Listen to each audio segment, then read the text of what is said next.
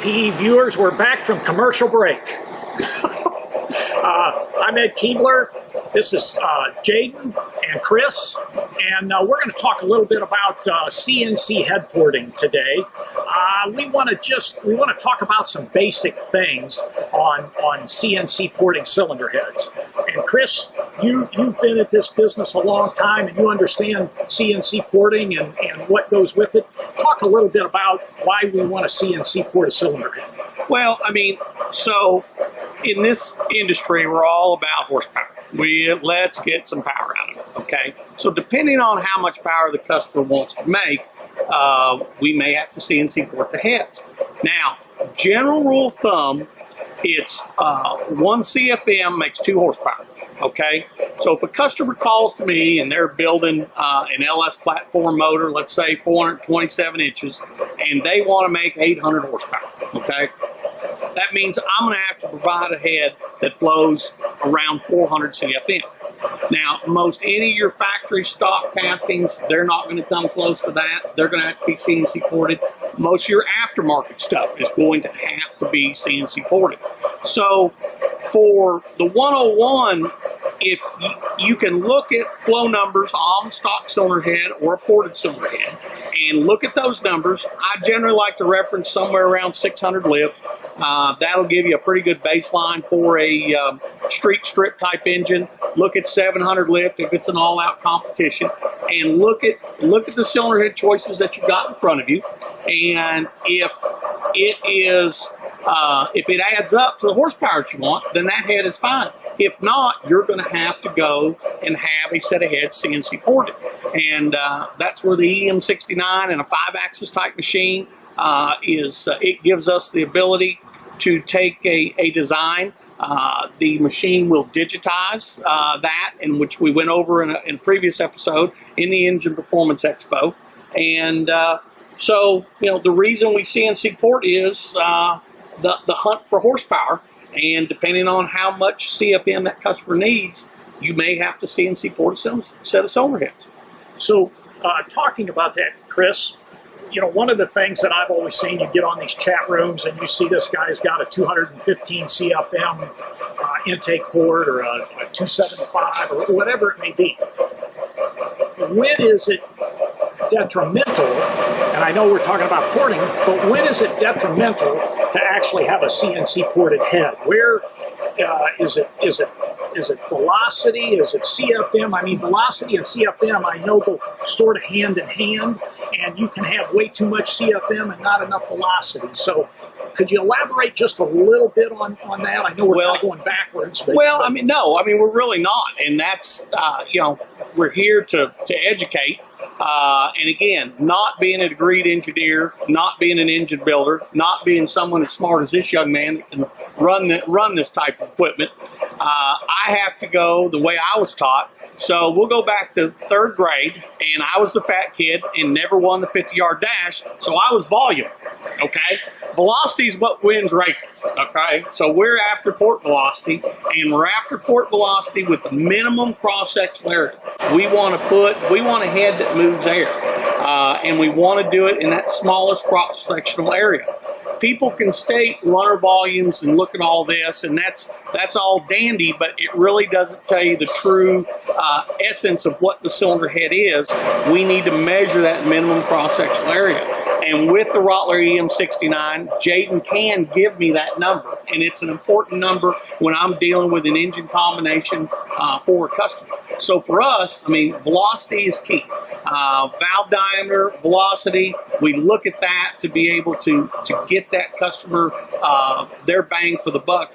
So when you're building, so if we were building a 427-inch motor and, you know, this guy had a 320 cc runner on this thing and the cross-sectional area was somewhere in the 3.5 range, but he tells you he's only going to put this thing in a 50 series pickup truck to turn 6,000 RPM, then Ed, right there, he has spent too much money on CNC ported heads and is a waste of money.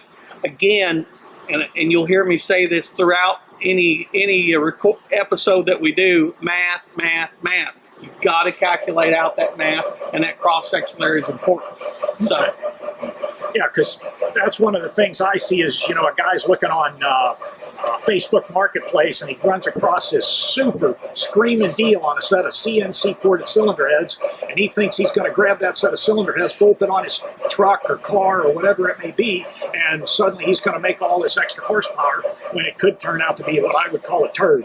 You know, it'll actually slow the car or the truck down. And again, he's wasted a bunch of money, right, and, you know, it doesn't run right. So then he gets on the internet where he starts calling, and he's unhappy, even though, and I see it every day, the sad thing about it is a boatload of money spent, and it's just a bad combination because we did not use math when we needed to. So if we come away with anything from this, it is listen to your engine builders and your machine shops. Those guys know what they're doing. They've spent an inordinate amount of money on great equipment and measuring things, and they've been doing it all their life, and they understand that. And so the guys that are shopping on Amazon and all these other places and trying to put their combination together, if I have any recommendations whatsoever, it's take it to your professional. You'll spend less money, I promise. I promise you'll spend less money. Well, I tell people all the time, Ed, don't build an engine, build a combination. Right. It is a combination of parts. That's when you're going to be successful. Yep. So let's move on a little bit. Jayden, we're gonna drag you in here and talk a little bit about. So we're trying to teach customers what to look for in a CNC ported cylinder head. And, you know, we tend to be very visual creatures. So, you know, if I have a 56 Chevy pickup truck sitting there that maybe has the patina on it and then one that's slick and shiny, you know, I tend to gravitate, most people do, to the slick and shiny one. So talk a little bit about these cylinder heads that visual isn't necessarily going to make you a more horsepower or make you go faster, Jayden. Yeah, I mean, looks isn't everything. I could take that head right there, digitize it, and blow the port out 100 thousandths, make it look pretty as a whistle. Everything's going to look nice, everything's going to clean up, but it's going to be way too big for what you need. I could take the same head that somebody spent, you know, hours hand porting and hit the key points, and maybe after we poured it, it's got a little bit of cast left over where it didn't cut out the material, but you don't always have to remove material to make something work like. So one's going to look a lot better, but that doesn't mean it's going to perform anywhere near as the other one does. And you bring up a good point, Jayden, and a lot of people don't realize when you're taking an existing casting, an as-cast cylinder head, due to core shift, it's just the nature of the beast. You might have a CNC ported head, but it's going to have some voids. But you can rest assured that somebody like Jayden behind a machine like this, that port is the same in all 4 cylinders on that cylinder head. Even though it might just have a little bit of void to it type deal, it hasn't removed that material, but the shape is the same. Shape being the most important, the architecture of the cylinder head. We talk all the time, I know when you and Donnie are on the flow bench and stuff, about noise. And one thing that you've learned here in the last 8 months with Donnie being here, he can listen to a cylinder head and tell you if it's going to make power. Now, how can you do that? That's 40 years of porting cylinder heads and knowing that the air is quiet, and when the air is quiet, we got good velocity. When we got good velocity, we're making power. And Jayden, talk a little bit about finishing the port. Again, we tend to be visual creatures, and me being an absolute novice, but love to mess with motors and have all my life, is if I have 2 cylinder heads sitting on this table, and one of them has the intake ports just slick as this surface for the exhaust port, or exhaust face and all, and one has a rough port in it. Me, having no knowledge whatsoever, I'm going to come over here and pick that nice, shiny, slick, really good-looking port, and I may actually be doing myself a disservice. Right. Everybody has their own opinion when it comes to surface finishes, but generally with us, all our exhaust ports, we like to keep it smoother, you know, a lot closer step down, nice smooth finish through. Intake ports, we usually keep those a little more textured, so as the air and the fuel is coming through, it helps atomize the fuel, keeps things tumbling, gets it in and mixed up. Exhaust, keep it smoother, so stuff, you know, you're just getting it out, you're not worried about mixing stuff up, you know, to make a bang. chambers, we usually stick to the smoother side. If we could do a half finished on one side and more textured on the other, we would. But smooth is fine for the chamber. Chris, Jayden mentioned swirl and atomization. Talk to the people a little bit about why that's so critical in the intake ports. Well, we'll go back to, and again, there is a lot of opinion, there's a lot of theory, and no person's way of how they do things in the industry is right or wrong. We've all got a different. But simply put, look at a golf ball. Okay, we've got a textured surface. A golf ball's not smooth, and you can hit the thing and it'll go 300, 400 yards. If you take the dimpling out of that golf ball, it's not going to fly that anywhere close to that kind of speed type deal. So on the intake side, you'll hear people talk about tumble. You'll hear talk about swirl.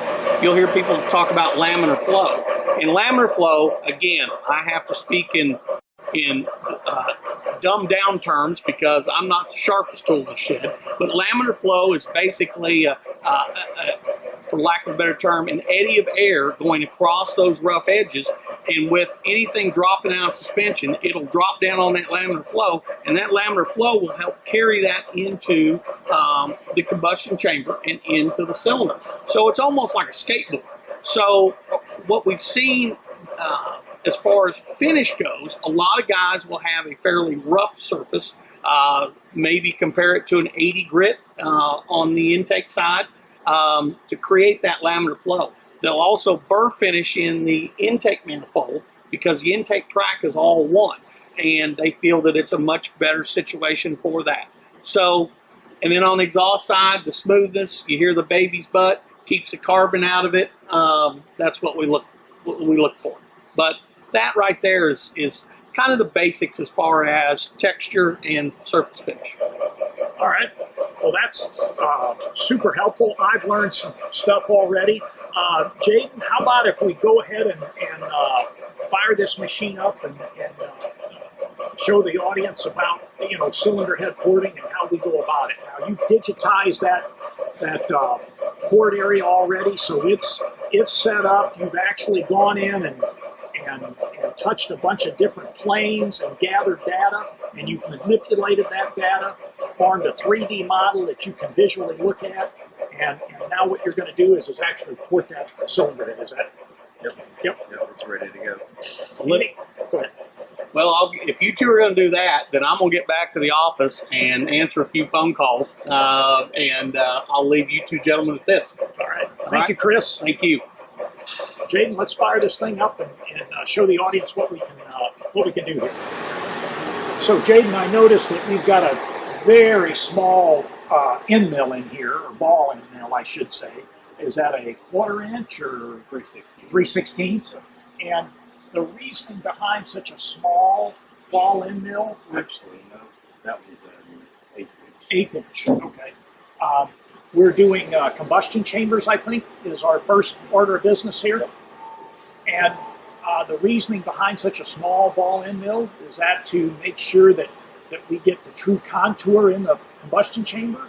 Yeah, it's a smaller radius, so it helps with your step overs. And when it comes to making a transition from like your top angle of your valve job to the side wall of the chamber, the smaller the tool you can get by with, the less chance you've got to put the big gouge and the big radius through there when you don't want it. Okay. The smaller, you can kind of blend in perfect from your angles up into your chamber. Okay. That's All right. what works best for me. Sure. No, that makes perfect sense. It gives you the contour is more abrupt. Yeah, I could throw a 3/8 ball in there, mill in there, and it would blow the entire side out of that chamber, trying to put the center of that tool at the same spot as that one. Okay. So obviously you've got a bigger diameter and a smaller one. The excess of the other one's just going to plow out everything that's in its way. Okay. So this machine is up and operational now, and we're actually going to port the combustion chamber first. It'll finish that, and then it's going to change the tool and go to intake or exhaust, or This one will go to intake next. It'll do a manifold on the seat side, then it'll jump over and it'll do the exhaust. Okay. Manifold. and And that cylinder will be done. you can actually see the path that the tool is taking live in real time as to what it's actually doing, and I don't know if you can hear it or not, but there's well, you can't hear it because there's nothing cutting right now, because we're just now starting to kind of trace through that particular combustion chamber, and then it'll trace that whole combustion chamber. Will it drop down another or move out another 10 thousandths or whatever it is, or is this the one pass that you're going to make? It's the one pass on these. It doesn't take as much out of this program, so we just run it all at once. Okay. So this is a deal where we'll hit in certain spots and won't hit in certain spots. Yeah, most likely. Okay. So anyway, we're going to run that combustion chamber now, and in the meantime, we're going to slip over to the Rattler SG9 MTS, and we're going to cut some copper beryllium seats for you. All right, EPE, we're back with Jayden again. We're over here on the Rattler SG9 MTS seat guide machine. And Jayden not only ports cylinder head, he also does the performance valve jobs on these cylinder heads after porting. Oftentimes, you'll have to install the guides and install the seats after the porting operation, I presume.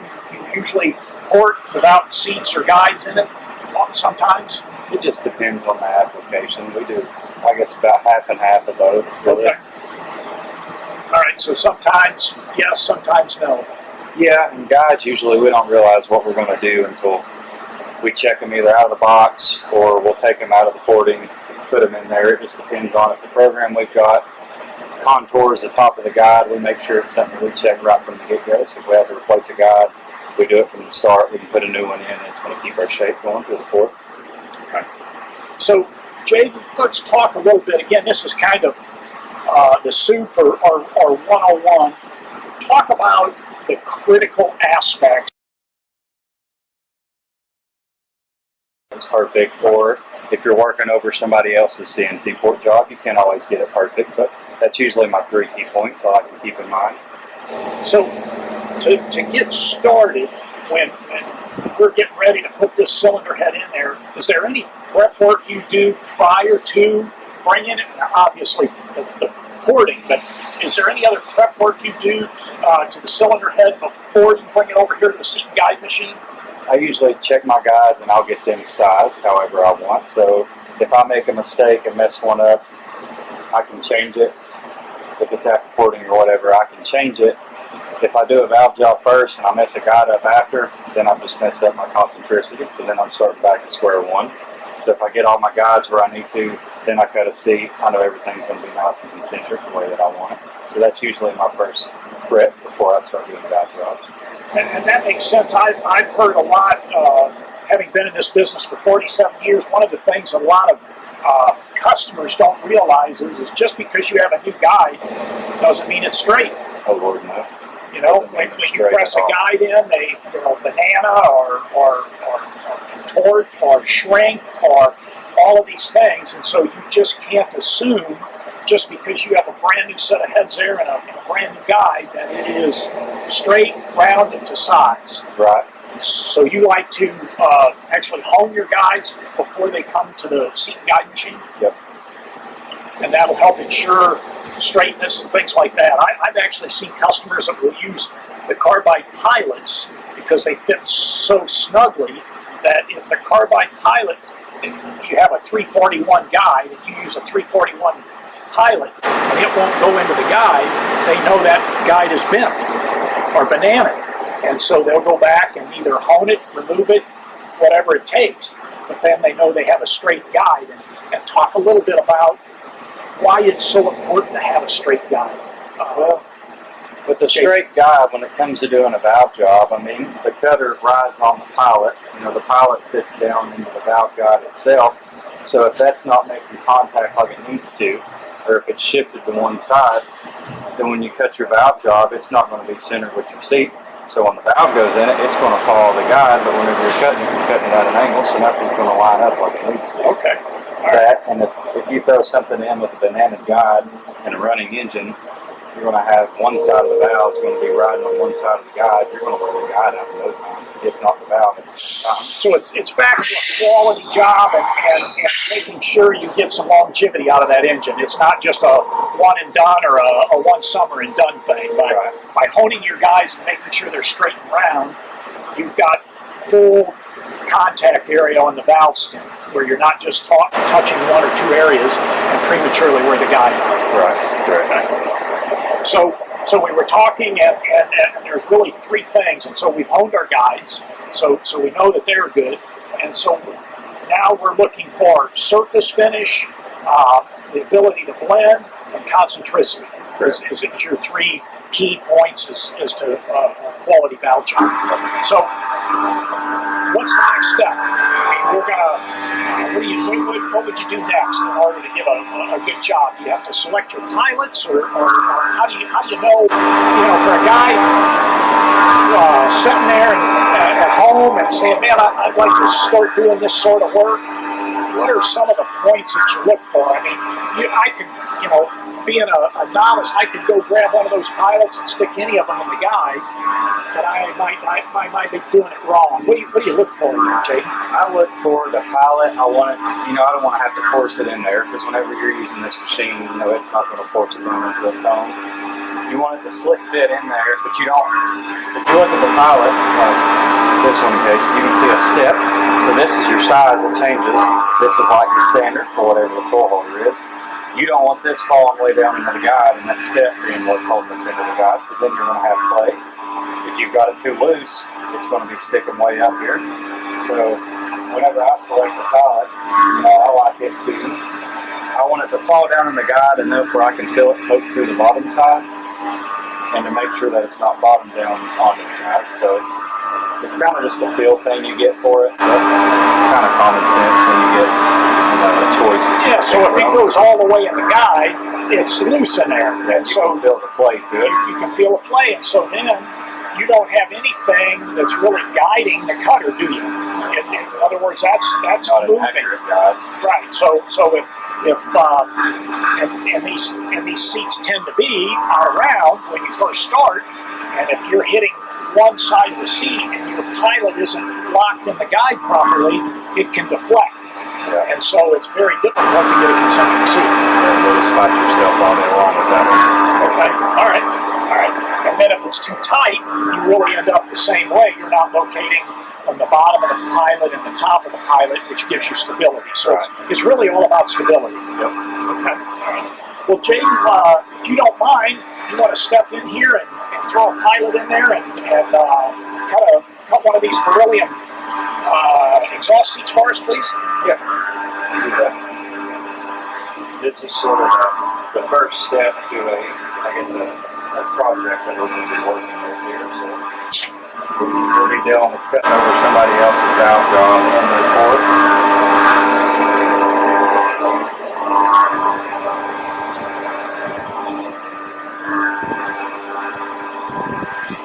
So that's a good point. These have been cut already, but we don't know what kind of quality we have here. Right. And with us changing to our angles, I expect to see a step, and it's not going to clean up in the radius of my exhaust seat. But since this is the start of the project, we're going to go through and blend all that and work with our port how we need to. So this just gives us somewhere to start with. Okay.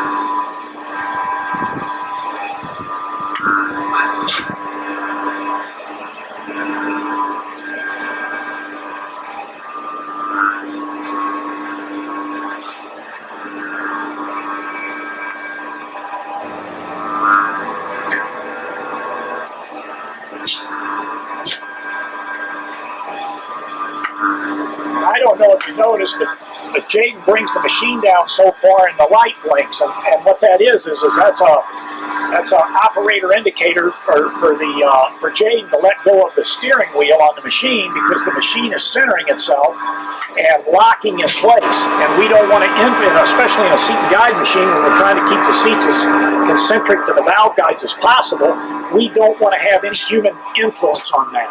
So we're using carbide pilots. We're using a very large 3-inch 150 diameter spindle in this thing, and so we're trying to get as concentric a seat as possible to help seal the valve. So Jake, talk a little bit about what you've done here, and I noticed that, as you were saying, you're going over the top of somebody else's, so I noticed you have a top angle and a seat angle, but the throat angle hasn't touched. Right. On this one, with this exhaust cutter, this one is a radius.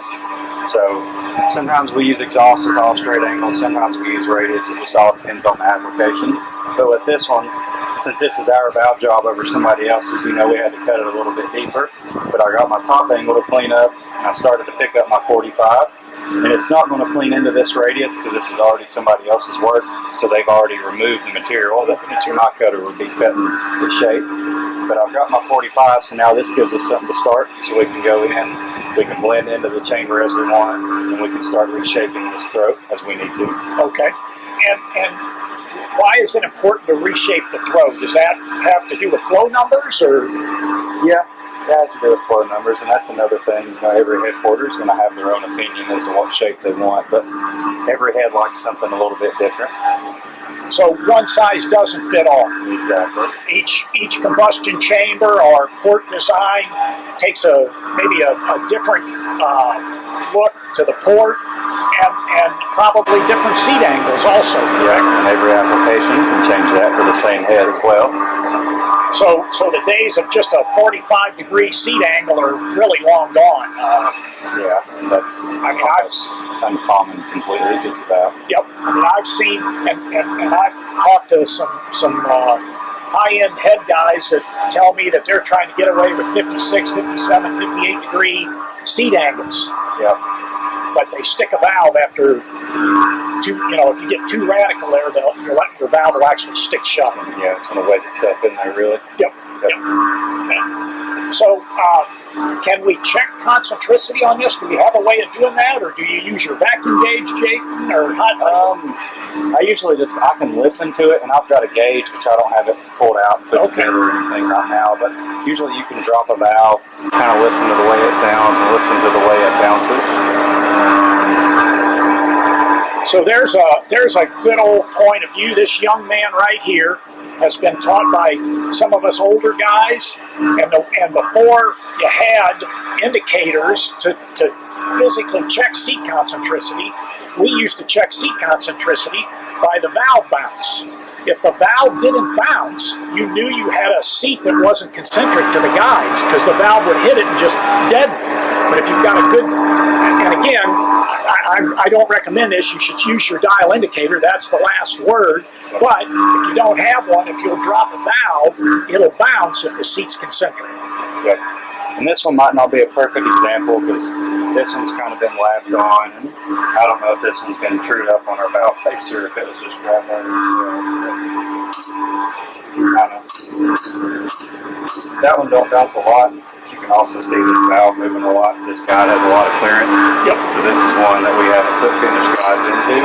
But generally, like he said, with rule of thumb, if you've got a good concentric valve job, the valve's going to hit and it's going to bounce at least once. If it sounds dead, either got issues, or if you're running a lot of clearance, that's kind of just part of it. You put a gauge in it if you're running a lot of clearance, and it's going to compensate for that, and you're actually going to get accurate reading. So you may drop a valve and it may sound dead, but your concentricity may be less than 1,000 on whatever you've got. So typically when you're doing one of these, and you have a 2-inch diameter valve seat, I think you and I were talking earlier, and you said your maximum allowable concentricity or run out is 1,000ths per inch is maximum. Yeah, anything more than that, we're gonna fix the issue. You're gonna fix it. Yeah. And I know you tell me you shoot for even less than that. You shoot for 0.5 per inch, but 1,000ths per inch is typically allowable. Yeah. Right. With that that said, you have anything else to add, Jayden, or any other tidbits of wisdom to instill in myself or our audience? I don't think so. I think that kind of gives us a good gist of the process that goes on here. Okay. All right. Well, we appreciate your time, your effort, and your knowledge, and we're going to send it back to Joe Costello.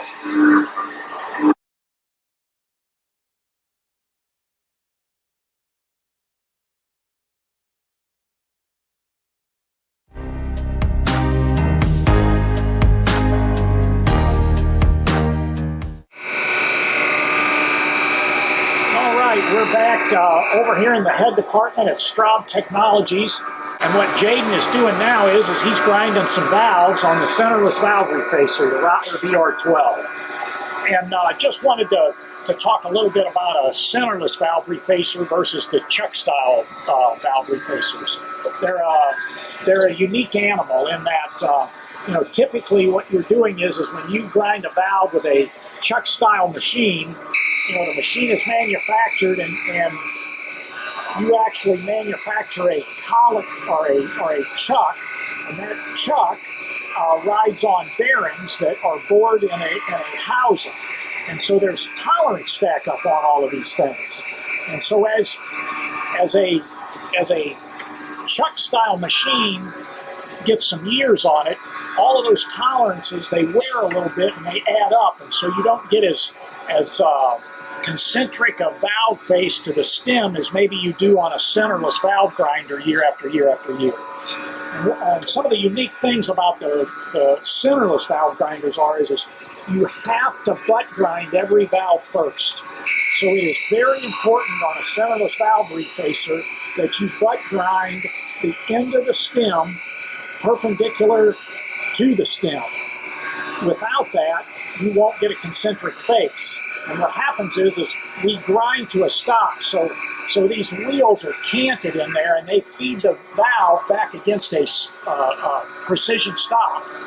And if that butt or that face on that stem isn't exactly perpendicular to the stem, then what happens is the valve moves in and out as you're grinding it, and you don't get a concentric face. And so all the valves, when you're using a centerless grinder, have to be butt ground first. Once they're butt ground, then as you'll notice, or maybe you've already noticed, you'll notice Jayden actually flips that little lever there. And what that does is that draws that valve into that precision stop, and all the valves are ground the same length. That's the uniqueness of a centerless valve grinder. We're actually running directly off the stem. So we don't have the chuck, the collet, or if it's a ball chuck, the ball's running in and out of there, and the tolerance on the balls, the tolerance on the slots, the tolerance on the chuck, the tolerance on the housing, and the bearings. You're grinding directly from the valve stem on a set of wheels that are rolling. So that's the reason that centerless valve refacers can be more accurate than a chuck style. Now in today's world, most of the new chuck style valve refacers are excellent. You're going to get within a couple of tenths to 4/10 valve concentricity, stem to face runout. With the centerless grinders, you'll get that same thing. It'll be 2 to 3 to 4/10 max, but you'll do that consistently over the years. So that's kind of the big difference in valve refacers. Not that any one is better than another one on a given day, but these work very well for a long period of time. And so what Jayden's doing here, I don't know if you noticed, but this has a digital angle finder on it, so he's grinding the valve at exactly a 45-degree angle. It has variable valve rotation, and so this is our centerless grinder. This is back over here is our butt grinding attachment, to where we can grind each one of the valves. Once we grind the first one, then we just stick the valve in there, lock it in place, and grind them all to the perpendicular to the stem, and put them in there, and they're all ground to the same length. And again, back to Joe. Welcome back to the Engine Performance Expo. Lake Speed, Richard Orlikowski from Goodson. We're going to call him Richard-O, and that's what everybody calls you. That is what everybody calls me. That's great. Rich-O with us. And we're going to talk a little bit about not only do you need great parts and pieces to assemble great engines, but in your shop you need the great tools to put those engines together. Let's talk a little bit about Goodson and what you guys are doing and how your products help people in the shop. Well, the question that I really get asked all the time is what does Goodson do? What do they sell? Well, you sell car parts? No, we sell parts to fix engines in your car. So they always ask, is it pistons, is it cams, is it lifters? No, it's the parts and the tools to fix all of those things. And it's one of those things where you kind of need to know what you're looking for. We get a lot of questions, we get a lot of answers, we have a lot of tools. So it's kind of one of those things where we're an all-purpose shop for you to get the tooling you need and all your supplies. It's like you're like the U-line for engine shops, right? You got the big catalog with all the stuff in there. Well, we do have a pretty big catalog. We got a lot of stuff, and some of the stuff that we don't have, we source out, we try to find for you, because we're not going to let you guys hang out there and not be able to finish your build. It's the biggest thing you guys need is you need tools and you need supplies in order to finish your engine. Well, if we don't have it, we're going to try to find it for you. Right. So obviously you guys have abrasives, you've got cutting tools, things like that. Even something like this, which is kind of nice, right? Feeler gauge. This is like actually super important. Oh yeah, we got a catalog list of different size feeler gauges. And telling people, why shouldn't you just reuse this a bazillion times? Well, you don't want to use the same one over and over again. Of course, it's a 12-inch long strip. You want to get a new piece. You want to get these things. You try to push this through your lifters, your cams, and everything to try to figure out what your lash is. This thing's going to wear. It's going to cause wear and tear. It's going to break down. You need to get new tools. You need to get new supplies for everything. I mean, you can't just keep using the old stuff over and over and over again. It's going to break down. So essentially, this is just like your abrasive on your grinder. It wears out over time too. Yes, it does. Yeah, and this is kind of important because you're measuring stuff and you're trying to measure halves of tenths. Yeah. This is kind of important. Very, very, very much so. So the biggest thing that we got right now is our bucket lifter grinder. Pretty cool tool. We use it a lot with our feeler gauges. We measure a lot of different types of buckets. We got our buckets with vads, hydraulic buckets, buckets without the vads, and then this is the regular plain old bucket. This is basically a solid bucket, right? Yep, so you get solid solids and hydraulic when it comes to the buckets, which are essentially a flat tappet, but for an overhead cam engine. Yes, sir. Okay. And so what this tool is going to do is it's going to save your time instead of playing the P game with your VAD, trying to figure out which size goes where. You're going to take your measurement with your micrometer on your bucket, get to set the depth that you're looking for, and you're going to take your tool and you're just going to grind the boss. You're going to set your depth, grind the boss, and then rinse and repeat, go to the next one, because you're going to have your same dimension all the way around. After you're done, of course, feeler gauge, check your lash. All right, so this actually goes inside. Yep. This changes that depth. That way, when you drop in your puck, essentially, now you're dropping it so you can open up the clearance so you can set your clearance where you want it. What you're actually grinding, is you're going to be grinding the boss itself on the inside. Okay. So you're going to keep the same dimensions on the outside. It's just you're going to grind the tip right here, Okay. take your couple thou off, and you're going to be good to go. So it doesn't go in this way. Nope. It goes in that way, drives that down to set the lash.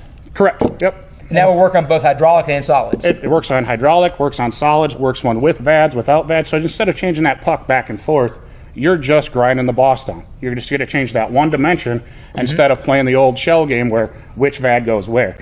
And the principal benefit, time savings, uniformity. You're going to be more uniform across the head. You're going to save a lot of time. In the shops right now, you're saving anywhere between a half hour to an hour per cylinder head per build with these particular buckets instead of going back and forth. You're doing that one simple grind. And that's a great innovation. Like anytime, we're talking about high performance shop owners more often than not, like that half hour. Oh, yes. Extrapolated over every set of cylinder heads. And the simple tool that it actually came from us from another engine builder just like you guys. The idea came from a guy. He brought it to us at a show, said you should do it.